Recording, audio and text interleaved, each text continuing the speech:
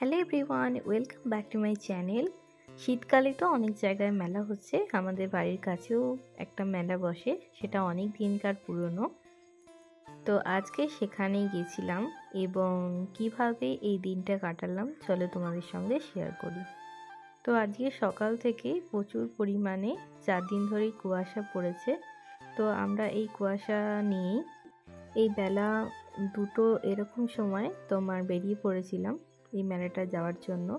তো মেলাটায় গেছিলাম, আস্তে আস্তে অনেকটাই রাত হয়ে গেছিলো। তো দেখো এখানে তোমাদের সঙ্গে আমি কিছু কালেকশন শেয়ার করছি। এটা হলো পান্ডুয়াতে, আমাদের বাড়ির থেকে যেতে টাইম লাগে মাত্র 20 মিনিট। তো এখানে পেরোর মেলা নামে পরিচিত এই মেলাটা। তো এখানে প্রচুর স্টল বসে আর প্রচুর প্রচুর জিনিস কিন্তু এখানে বিক্রি হয়, আর প্রচুর বড় মেলাটা। তো কারা কারা আমার মতন মেলায় যেতে ভালোবাসো অবশ্যই তোমরা কমেন্ট করে জানিও। দেখো আস্তে আস্তে কিন্তু প্রায় সন্ধে হয়ে গেছিল। তো এটা আমরা তো যখন থেকে গেছিলাম, এখানে যেরকম কাঁচের কালেকশন, তারপরে বলো স্টিলের বাসনপত্র, সমস্ত কালেকশনই কিন্তু খুবই সুন্দর। আর এখানে তোমরা রিজনেবল প্রাইসের মধ্যে সমস্ত জিনিস কিন্তু পেয়ে যাবে। দেখো এখানে 7 টাকা থেকে 100 টাকা পর্যন্ত জিনিসও কিন্তু পাওয়া যায়। এখানে যে টেডি বিয়ারগুলো আছে, দেখো এখানেও দাম বলছিল মাত্র 200-250 টাকা। তো এগুলো সাধারণত কিন্তু 350, 400, 500 টাকা করে দাম নিয়ে থাকে।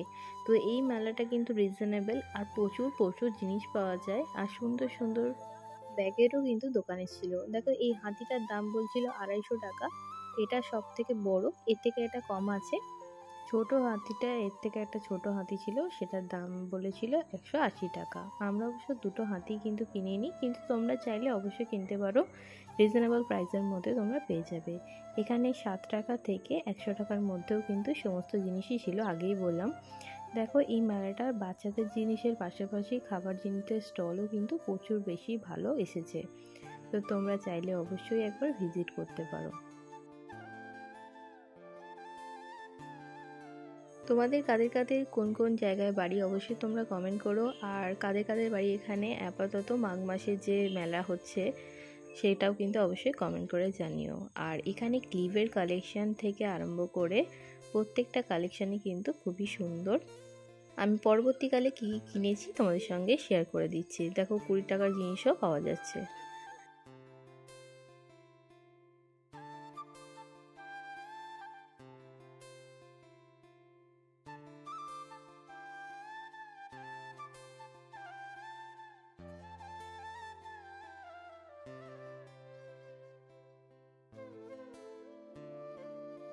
এখানে কানের দুলটা একটু তুলনামূলক দাম বেশি, কিন্তু খুব সুন্দর সুন্দর। তোমরা যদি চাও অবশ্যই তোমরা কিনতে পারো, আর খুবই সুন্দর সুন্দর কালেকশন এখানে তোমরা পেয়ে যাবে। বিয়ে বাড়িতে এই ঝুমকাগুলো কিন্তু পরলে লেহেঙ্গা কিংবা শাড়ির সঙ্গে খুবই সুন্দর লাগে।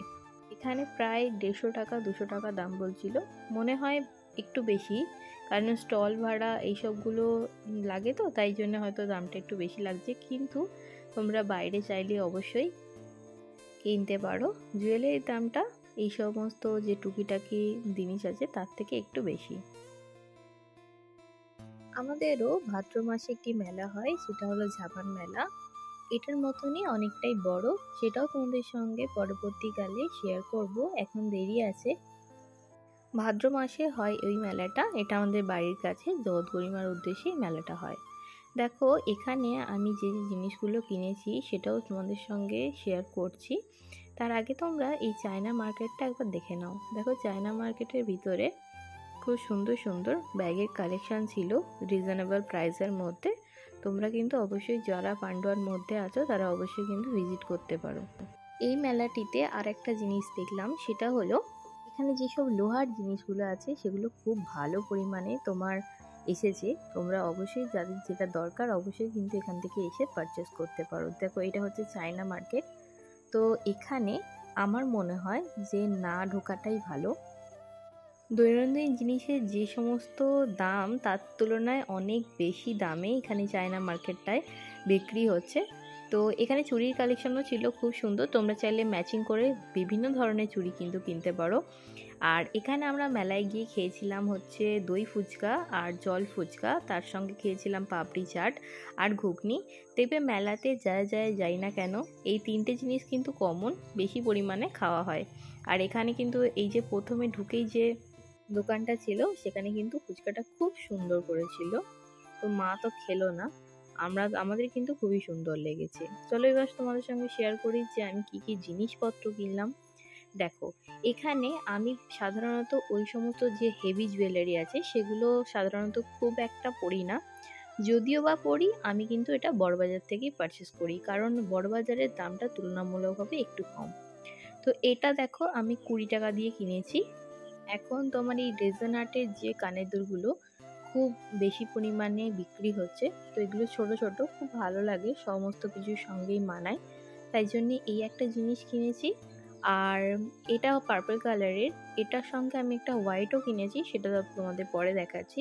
দেখো এটা একটা এডির মাল, খুবই সুন্দর একটা কালেকশন। এটাও কিন্তু দাম নিয়েছে মাত্র 20 টাকা করে। আমি এখানে অনেকগুলো কানের দুল কিনেছি।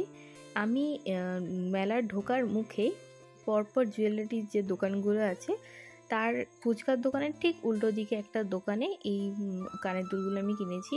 সেখানে দামটা আমার মনে হলো একটু কম। দেখো এখানে যেটা পার্পল কালারে কিনেছিলাম এটা একটা হোয়াইট কালারের রেজন আর্টের একটা কানের দুল, এটাও খুবই সুন্দর একটা দেখতে, এখন এগুলো ট্রেন্ডে বেরিয়েছে। আর এইটা তো কমন, এটাও রেজন আর্টের ওপরেই একটা তোমার অ্যাকোরি কালারের যে পেন্টিং করা এই কানের দুলটা ঝুমকা, এটাও কিন্তু প্রত্যেকটা ট্র্যাডিশনাল জামা কাপড় কিংবা শাড়ির সঙ্গে পরলেও কিন্তু মানাবে। দেখো এই প্রত্যেকটার দাম নিয়েছিল 20 টাকা। আমরা যখন ট্রেনে যাতায়াত করি তখন কিন্তু এর দাম কিন্তু থাকে তোমার 30 টাকা করে, কিন্তু এখানে আমার মনে হলো একটু কম, তাই জন্য আমি এখান থেকে কিনে নিয়েছি। দেখো এখানে আমি 3টে ক্লিপ কিনেছি, এই 3টে ক্লিপই কিন্তু খুবই সুন্দর, কোনোটাই আর বেশি প্রাইসের দাম নয়, রিজনেবল প্রাইসের মধ্যেই। এটার দাম নিয়েছে, যেরকম এটা প্লাস্টিকের তাই জন্য এটার দাম নিয়েছে 20 টাকা।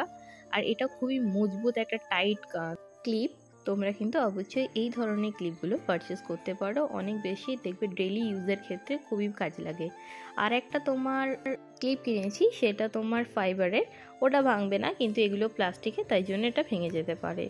আজকে কেমন লাগলো ভিডিওটা অবশ্যই তোমরা কমেন্ট করে জানিও। ছোট্ট করে একটা মিনি ব্লগ তোমাদের সঙ্গে বা ছোট্ট করে একটা ব্লগ শেয়ার করলাম। আজকের জন্য এইটুকুনি, আবারও অন্য কোনো ভিডিও নিয়ে হাজির হব। ও অবশ্যই এই ক্লিপটাও কিনেছিলাম, বলতে ভুলে গেছিলাম।